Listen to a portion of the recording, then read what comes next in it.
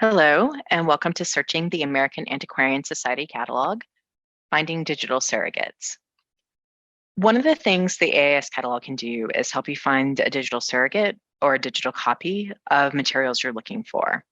And so we do this from the keyword search page, and you need to know two things. The first thing you need to know is what it is you're looking for. And so I'm going to use as my example looking for materials by or about Benjamin Banneker. So I'm going to put in his name, Benjamin Banneker. And I'm going to say all of these because I want both the word Benjamin and the word Banneker in my search results. The second thing you need to know is the two AAS keywords we use to flag catalog records that have links out to open source digital copies or proprietary digital copies. And those two search terms are actually available at the top of the keyword search page. And so this sentence, to find resources you can use online, use the special keywords open link for open online resources open to everybody, or closed link for online resources only available on campus, campus being the AAS campus. And so open link and closed link are both two special keywords. Each one of them is a single word. So open link, one word run together, closed link, one word run together. And so you can use those to search for digital copies. And so I'm going to search for Benjamin Banneker. And if I want catalog record results that link out to digital copies that are open source and freely available, I'll put in an added keyword search term, open link. And so if I put in Benjamin Banneker and open link, I get two search results. And so the first search result is Banneker's Maryland, Pennsylvania, Delaware, Virginia, Kentucky, North Carolina Almanac and Ephemeris for the year of our Lord, 1796. And if I look at it, on the right-hand side of the screen, there's a box that is labeled online version. And under online version, there's 3 links. 2 of the links have locks next to them, which means that they're closed links, that they go to proprietary databases. However, a link that doesn't have a lock next to it, for example, the link to the HathiTrust Digital Library, is a link that goes out to an open source resource. And so whether I'm at home or I'm on AAS campus or I'm in a coffee shop, I can access the HathiTrust Digital Library. And so if I open it, and I'm going to open link a new tab, it takes me to the HathiTrust copy of Banneker's Almanac.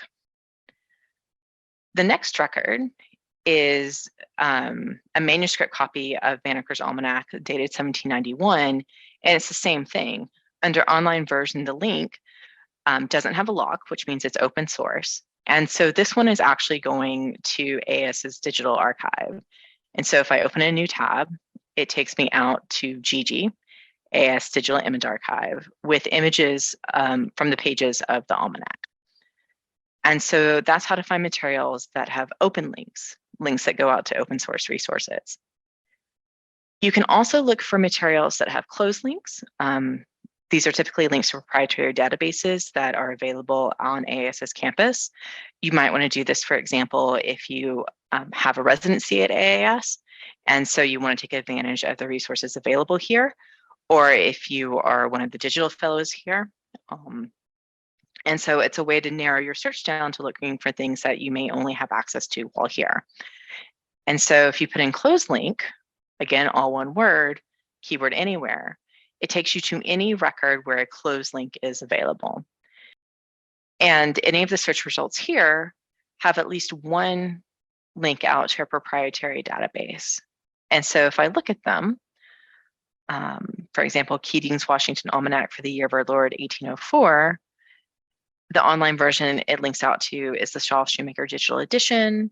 This is a proprietary database. If I open the link, I'm at AAS right now. So I can open America's Historical Imprints and take a look at it, but if I were at home or a coffee shop, I wouldn't be able to.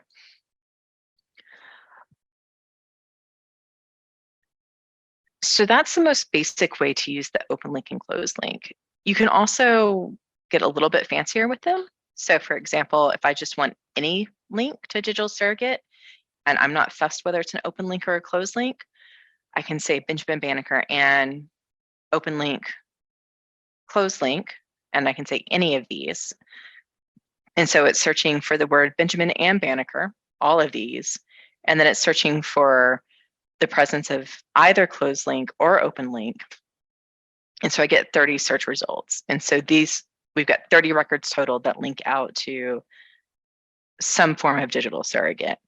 Most of these are going to be closed link only. The Almanac, the 1791 Almanac manuscript, is going to be open link only. And some of them will have both open link and closed links. If I only want to look at closed links because, for example, I'm at the AIS campus for 2 days and really want to focus on materials that are only available on site, I can say Benjamin Banneker and closed link, not open link,